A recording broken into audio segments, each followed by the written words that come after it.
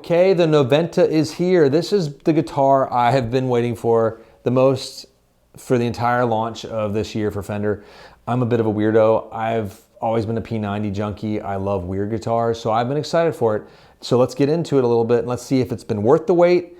Does it live up to Baxter's expectations, and will it live up to your expectations? And is this the guitar to end all guitars in the search for your guitar and your Telecaster? So let's get into that right now. Right here, I'm holding the Telecaster. This is my personal favorite of the lot. There's a Telecaster, a Jazzmaster, and the all famous Stratocaster. And they sort of work in single pickups. You go up to Strat, you get 2 pickups. Then you go to the Jazzmaster, you get 3 P90s, and it goes up in price. $100 per, $949 starting. You get $1049, $1149 up the chain. These are built in Mexico. These are built as good as most of the USA products that I have been playing in the past 2 years. I was prepared to be disappointed when I opened the box a little bit, just with the P90 in general, and I was not. I do love the P90 sound on this thing. It immediately plugged it in, and I thought I was going to kind of get that sort of Mustang feel from like years ago. God, was that 4 or 5 years ago when they released the Duosonics and the Mustangs? And those are a little bit underwhelming to me. They were a lot underwhelming to me. I'll just be honest with it. And this guitar is not that. It definitely screams, it spanks, it goes. I can volume roll it, I can tone roll it without getting into the mud factory. The P90 was everything to me on this. I had to have it function, and it functions. Get into the neck, you've got a classic 60s C-shaped neck. It feels great. It's a little bit more shoulder than what like a modern player Strat and Tele has been, but we've all sort of morphed into this new, if you're playing the American Pro 2s or any of those, you're used to like a bigger neck, or even like the Ultras and Elites started changing necks. Those are sort of those thinner Ds. But this is getting into a little bit more heft to it, not big at all by any stretch, but a comfortable one. It feels like it's got rolled fretboard edges. I don't think it does. It just feels like it. The frets are done nicely. I really like the maple board on it. It looks good, the maple, just having a maple neck on it. The Powell Ferros all look nice that we've had. I've had some bad sort of light Powell Ferros. I don't have all the ones out we have right now. I just got the ones that were in tune and I could grab off the shelf that I wanted to play. It's got the sort of the modern, sort of not modern, but a modified vintage saddle system, which I love the brass saddles. That's a nice upgrade they threw into this thing. The 9.5-inch radius, which I'm a big fan of. Medium jumbo frets, and it's an alder body for the entire line. Now, if I was gonna get something besides that Tele, I might get this one in this lovely blue color, because I am a sucker for this one. Now, why would you get this versus the Tele? Well, first, you might like the shape of it better. But second, you might want the entirely new tonal options this thing presents itself. Having the Tele is very limiting. I sort of enjoy that. I think I'm a communist at heart maybe, and I just want to have less choices. So that might fit the bill for me. But no, this one, gosh, looks great with my outfit. Never mind, I might have to get this too. Wow, my little Canadian tuxedo. But it opens up a whole new world. It's like it is like having a proper, switching abilities, because there's no switch in there. I can actually move around. I got a whole different set of tones, warmth. I got that middle sort of thwacky rhythmic sound I can get if I want it. Same idea as this thing with the vintage tuners up here. Got the basic vintage Strat bridge on this one. Not the brass saddles of a Tele, obviously, which again leads me in favor of that one. But this thing is much more tonally fluid and flexible and can open up a whole bunch of sonic capabilities for you.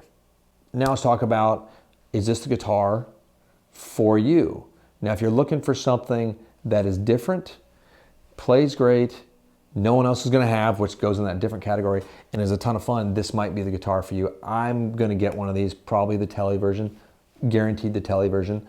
I think they're cool. You're not going to see these. I don't think these are going to be around forever. I think this will be a limited window for Fender. It's a new line, but I have a feeling this will be a 3-year sort of cycle, and then it might go away.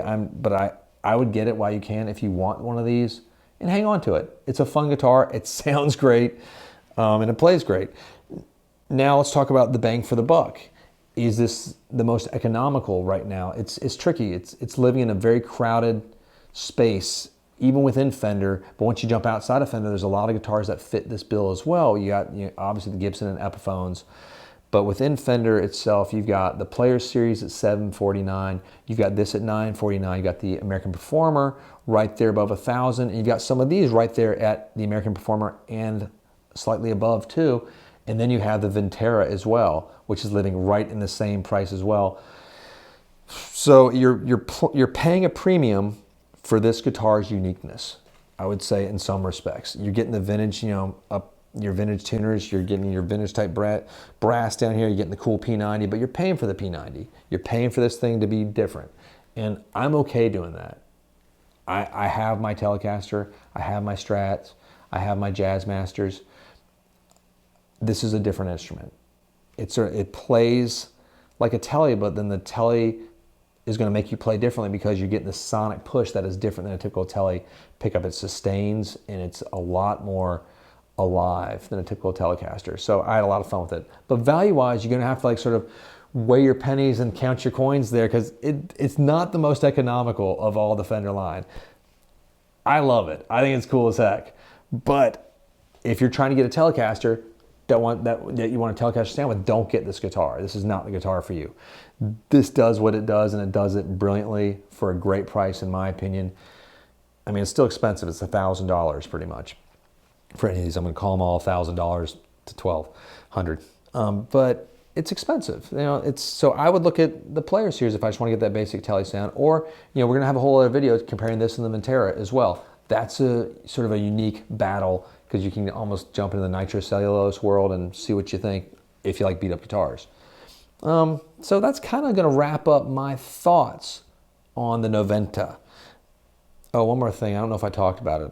Why it's called the Noventa. I'm going to pause for a minute while everybody just sort of does their guessing. I had to look this up. This is how dumb I feel. Noventa means Spanish means 90. And I was like, this doesn't look like it's from the 90s at all. And I was like, oh, it's a P90. That's it.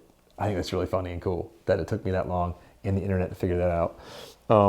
But thanks guys for watching. I appreciate it. It's a really cool guitar.